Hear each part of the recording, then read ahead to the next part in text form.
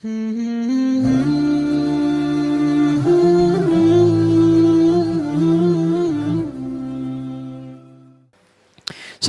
Ustaz. Waalaikumsalam warahmatullahi wabarakatuh. Ibu saya, oke ini umum ya, umum masih saya bahas. Ibu saya meminta talak 3 kepada ayah. Ayah kemudian telah menalak beliau dengan talak 3. Sampai sekarang masih serumah. Ayah saya menyampaikan kalau masih memungkinkan untuk rujuk jika dalam keadaan membaik. Pertanyaan, jika sikon ayah yang awam dengan hukum talak 3 tersebut, apa hukum tersebut berlaku atau tetap keduanya? Cara paling asal mengingatkan keduanya karena masih serumah bagaimana? Nasihat Ustaz time. Pertama begini, talak 3 itu maksudnya talak dalam keadaan 3 kali talak dengan proses. Ya, bukan sekaligus. Saya talak kamu ya, saking saya nggak suka ya sama kamu 3 sekalian. Kalau ada 3.000 kali saya talak, misalnya. Nah itu kalimat pertama keluar, ketika mengeluarkan itu tetap hukumnya 1. Hukumnya 1. Jadi kalaupun saya keluar misalnya pertama kali melakukan talak, hukum talak pada asalnya itu sebetulnya bukan untuk memisahkan asalnya, tapi itu peluang terakhir untuk merujukkan asalnya itu. Makanya talak pertama disebut talak raj'i, talak yang memberikan solusi untuk rujuk. Asalnya begitu. Persoalan rumah tangga, ada orang serumah tapi tertimpa tangga dan tangganya bukan tangga biasa. Kenapa? Kita fokus ya, jangan jadi manusia in sana in corpore sano. Saya nerangin ke sana dan mikir ke sono. Time. Menikah, Quran surah keempat ayat 34, sudah berumah tangga, ada persoalan muncul di sini. Solusi keduanya ada di Quran surah keempat ayat 35. Kemudian selanjutnya kalau terjadi talak menolak, Quran surah kedua ayat 226. Mungkin sampai 240-nya. Ya. Di sini. Pertama, tidak ada orang menikah tidak punya masalah. Ingat itu. Dalilnya ada di Quran surah 30 ayat 21. Bahkan dalil ini telah Anda cantumkan di surat undangan kalau mengundang orang lain dalam pesta pernikahan Anda atau dalam akad. Tapi anehnya yang ngundang tidak tahu isi surat undangan. Itu aneh.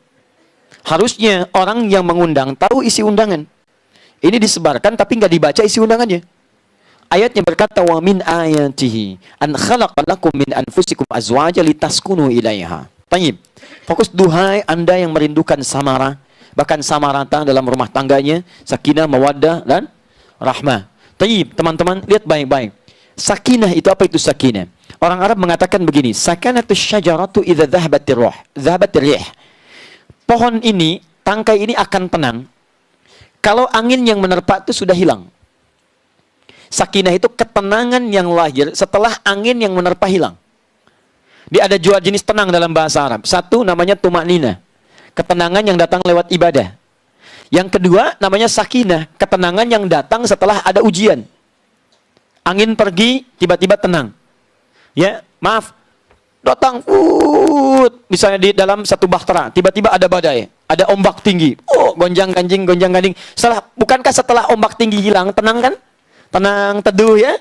Teduh itu muncul setelah ombaknya hilang. Kalau nggak ada ombak, ketenangan nggak dirasakan. Dan hebatnya kadang-kadang lebih tenang dibandingkan sebelum ada ombak. Enak gitu. Kalau nggak ada ombak tuh biasa. Tiba-tiba ada ombak, wah, ada situasi lain ya. Ada rasa tersendiri. Ya, ada aura yang berbeda. Ada sensasi yang tidak sama. Ya, awal berjuang macam-macam. Setelah hilang, tiba-tiba jadi apa? Jadi kisah. Jadi canda. Tahu nggak waktu ombak datang? Katanya pemberani. Kok nyangkut di tiang itu begini? Cerita macam-macam. Semua akhirnya jadi candaan, jadi macam-macam dan sebagainya. Di keindahan tersendiri. Itu sakinah namanya. Itu sakinah. Dan dalam rumah tangga, ketenangan itu tidak disebut dengan tumanina, tapi sakinah.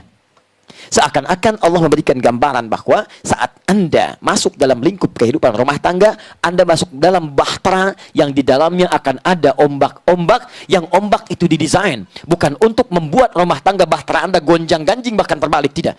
Tapi untuk memberikan ketahanan terkuat pada diri Anda, ketahanan pada memegang kendalinya, ketahanan pada awak kapalnya, ketahanan pada pada asistennya, semua kompak di situ.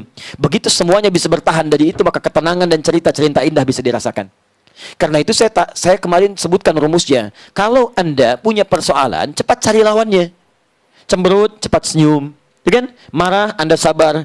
Jangan dilawan dengan yang sama. Al-hadidu bil hadidi yuflah. Batu ketemu batu, pecah. Harus ada satu batu yang lain busanya. Ya, dan seterusnya. Maka apa yang terjadi kemudian? Kata Nabi, perhatikan, pelajari Quran. Kata Quran, sebelum dijalani rumah tangga, pelajari dulu jenis-jenis persoalan yang mungkin muncul di rumah tangga. Kebanyakan masalah di rumah tangga tidak selesai, bukan karena kurang hebat. Karena orang saat akan berumah tangga tidak mempelajari kemungkinan masalah yang akan hadir. Allah yang menciptakan kita, Allah yang tahu masalah kita. Dan Allah buka kepada kita, nih, saat kamu berumah tangga, ini akan mungkin muncul hadir. Satu, persoalan komunikasi. Fa'idhuhunna, kalau ada masalah komunikasi terjadi, maka salinglah duduk dengan teduh untuk memberikan nasihat. Solusinya langsung ada. Ayo, bangun komunikasi yang baik. Kalau belum bisa berkomunikasi, tenangkan satu dengan yang lainnya. Coba pisah dulu sebentar. Ya, misal kamu tidur tempat sana, yang lain tidur tempat sini. Duduk pelan-pelan, renungkan. Kandungan itu ada pada mahar. Makanya mahar itu berikan sesuatu yang membuat bisa mengerti, bisa jadi kenangan. Kenapa perempuan kadang dikasih cincin macam-macam, kan dikenakan terus. Supaya ketika dibawa itu ingat bahwa saya pernah berjanji dengan suami, pernah ada kenangan indah. Jadi ketika Anda sendirian, kadang-kadang ada perasaan ingin menang sendiri, ketika melihat itu ingat lagi. Ya. Suami juga begitu. Ketika melihat misalnya sajadah yang terhampar, dia sujud, dia berdoa untuk istrinya, itu mengingatkan. Makanya saya katakan ya, kalau ada himbauan-himbauan, ayo kumpulkan, infak macam-macam, jangan pernah berikan sesuatu yang nilainya tidak bisa diganti dengan apapun. Uang boleh silahkan berikan, tapi jangan sampai mudah melepaskan cincin pernikahan Anda. Atau apa, itu tahan dulu karena ada fungsi yang lain yang lebih penting daripada itu. Ganti dengan yang lain. Ini saran saya ya, walaupun mungkin orang lain punya pendapat berbeda, saya hargai. Tapi nanti ada poin besar di situ. Jadi ini. Kemudian setelah itu ini nggak selesai juga, jangan saling menduga. Konsultasi pada pihak yang memberikan solusi. Maka muncul ayat 35-nya. Wa in khiftum shiqaqa bainahuma, kalau khawatir ada terjadi shiqaq. Shiqaq itu belah begini, terpecah dua. Mohon maaf, ada perpecahan, sudah nggak bisa nyambung, disatukannya susah. Sesuatu yang sudah patah sulit menyatukan. Maka kalau sudah nggak bisa sendirian, satu dengan yang lain, berdua nggak bisa, cari orang lain yang bisa menjembatani. Siapa mereka itu? Bisa ada dua golongan. Gak langsung ke hakim. Gak langsung ke hakim. Lihat, hakam bahasanya. Hakam itu orang bijak. Pertama dari kalangan keluarga dulu. Makanya penting saya sampaikan di sini, wali nikah, wali itu yang menikahkan, itu fungsinya bukan sekedar kemudian mengatakan, ya saya nikahkan fulan binti fulana dengan kamu mas kawin sekian, terima, ya wah dibayar tunai. Tidak sampai situ. Fungsi wali kemudian memberikan bimbingan dalam rumah tangga. Kalau ada masalah dia konsultasi. Makanya kalau ada persoalan, cari keluarga yang memberikan solusi. Sampaikan. Bisa ke paman, bisa ke kakak, atau adik kalau dipandang bijak dan sebagainya. Dua sisi. Nanti dua sisi itu bertemu. Yang suami ke bagian keluarganya, yang istri ke bagian keluarganya. Diskusikan, cari solusi, kumpulkan. Insya Allah selesai. Nah kalau tidak ditemukan yang bijak, cari hakam dari sisi lain. Misal ustaz yang ngasih solusi. Awas, bukan ustaz yang membahas masalah orang lain. Ibu-ibu hati-hati ya, tahu nggak? Kayak pelajaran ukhti yang itu tuh, kemarin terjadi persoalan dia di rumah tangganya. Begini, ibu-ibu jangan seperti itu ya. Ah, itu nggak boleh. Jangan ceritakan pada orang yang bisa membuka aib Anda lagi, tapi yang bisa memberikan solusi. Karena itu cari orang-orang demikian tuh boleh. Ya boleh, itu bukan gibah namanya, bukan. Itu solusi. Ya ada pemberian keterangan pada yang dibutuhkan, bukan gibah. Sama dengan, maaf, saksi memberikan deskripsi pada orang yang terduga tindakan kriminalitas. Ada perampokan misalnya, Anda melihat. Kemudian ketika itu jadi saksi di persidangan misalnya, coba ceritakan saat dia merampok. Maaf Pak Hakim, itu gibah, saya tidak berkenan. Nggak bisa. Kalau seperti itu nggak akan kena hukumnya. Jelas ya? Maka ini saya sarankan ini dulu, konsultasi dan seterusnya sehingga mendapatkan solusi. Nah kalau sampai pada tahap yang tinggi, sampai kemudian mesti berpisah dengan talak, ingat baik-baik. Talak ketika diungkapkan, Allah turunkan syariat talak pada asalnya bukan untuk memisahkan. Tapi memberikan jeda paling akhir untuk bisa merenungkan sehingga bisa kembali lagi. Saking inginnya Allah, kedua rumah tangga itu tetap bersatu kembali. Makanya talak pertama disebut talak raj'i. Raj'i dari kata ruju'. Ruju' itu diserap ke dalam bahasa Indonesia menjadi rujuk namanya. Raj'i. Ruju'un. Kembali, pulang, balik. Makanya ketika seseorang perempuan misalnya kena talak, Quran surah kedua ayat 226, wal mutallaqatu yatarabbasna bi anfusihinna thalathata qura. Awas hati-hati ketika kemudian ditalak, maka muncul pada perempuan itu masa menunggu selama 3 kali masa suci. Baik ditalak dalam keadaan suci, tunggu kemudian masa haid sekali, suci, haid kedua kali, suci, haid ketiga kali, suci. Nah dalam masa suci itu bukan nunggu kemudian sampai pisah, bukan. Bukan, tapi suami merenung, istri merenung. Dalam masa menunggu itu istri nggak boleh menikah lagi. Tapi diminta untuk merenung, itu masa konsultasi, lama tuh 3 kali suci, lama. Di suami minta pertimbangkan lagi, baik kalau sudah ada anak misalnya dan sebagainya. Lalu keluarga mendorong, bukan didorong untuk pisah, didorong untuk memberikan solusi. Karena, Masya Allah, boleh jadi Allah titipkan dia kepada kamu, cuman kamu yang bisa memberikan pencerahan kepada dia.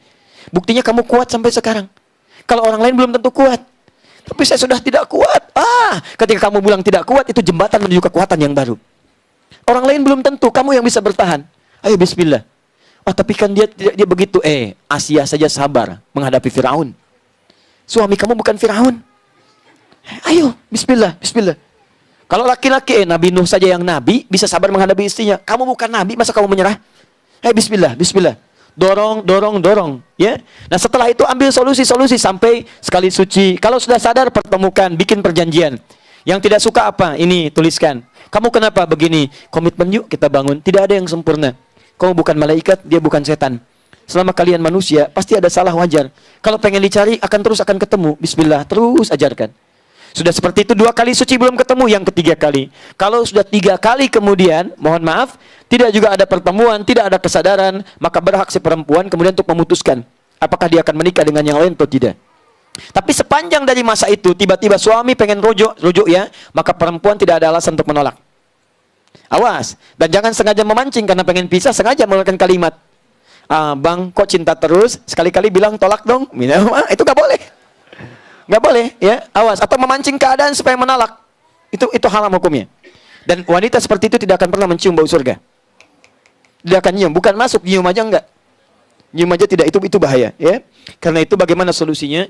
Saya katakan pertama, pada kalimat seperti ini tidak langsung berlaku 3. Dan jangan main-main, ya. Main-main, thalathatun jidduhunna jiddun. Ada 3 hal yang main-mainnya jadi kenyataan, seriusnya pun jadi nyata. Termasuk pernikahan. Makanya artis-artis juga saya sarankan nih, teman-teman di artis, hati-hati kalau ada adegan-adegan pernikahan, awas jangan diucapkan secara nyatanya. Awas, hati-hati, itu bisa jadi nyata. Ya, saya terima nikahnya si Fulana binti Fulan gini-gini dengan mas kawin sekian, disebutkan plus dengan bapak biologisnya, langsung jadi itu. Ya, makanya dari situ hati-hati, hukum tuh harus jelas, harus jelas. Ya, harus jelas. Di dalam konteks ini baru talak yang pertama. Talak pertama itu dalam masa itu masa menunggu. Jadi dia masih boleh kalau tinggal serumah. Tapi ingat, kalau tiba-tiba terjadi hubungan misalnya, hubungan suami istri, itu sudah dipandang rujuk, selesai masalah. Iya, sudah selesai. Ditalak misalnya kan, talak pertama, tiba-tiba lewat, kelihatan, dia ngapain ya, gitu kan? Terus malam-malam, aku rindu, misalnya, udah tiba-tiba terjadi hubungan, sudah nggak ada talak lagi, di situ sudah rujuk namanya, sudah rujuk, dan tidak perlu diakadkan lagi, tidak perlu diakadkan, jelas ya?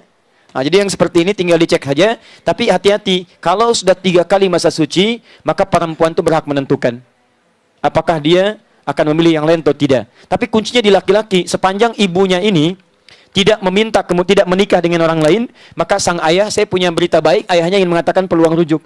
Sudah, langsung katakan saja, panggil keluarganya. Saya menyadari saya khilaf kemarin, tidak ada laki-laki yang sempurna. Silahkan, saya menyadari saya perempuan, saya laki-laki yang mungkin tidak sempurna bagi engkau. Ya, saya tahu kamu memang tidak sempurna. Ya, itulah kesalahan saya. Ya, saya silahkan tunjukkan pada saya apa yang salah. Banyak. Nggak apa-apa, tumpahkan aja, nggak apa-apa. Silahkan sampaikan. 1, 2, 3. Ya, kalau itu membuat kamu senang, bahagia, ya saya bahagia dengan itu semua. Silahkan. Dia begitu sudah disampaikan, saya mohon maaf. Saya mohon maaf. Saya tidak tahu apakah ada yang lain memberikan kebahagiaan, tapi rasa-rasanya dibandingkan dengan masalah kita lebih banyak bahagianya. Kalau kita bisa mencoba menjalin dengan lebih baik, kita bisa menatap visi yang terbaik, saya akan berusaha menjadi suami yang terbaik untuk kamu. Mudah-mudahan Allah menggenggam tangan kita berdua dan menyatukan kita dalam kebaikan, dan boleh jadi itu harapan dari anak-anak kita. Kalau kamu merasa tidak merasakan tidak baik dengan saya, setidaknya pandanglah anak-anak. Mungkin dengan itu semua bisa meneduhkan hati kamu. Maka Masya Allah, sudah. Setelah itu sampaikan, ya misalnya Samsung S9. Selesailah masalah. Sekiranya itu ya. Jadi hukumnya baru talak pertama. Setelah itu silakan suami ambil keputusan, anaknya dorong kebaikan. Sudah selesai? Oh, belum.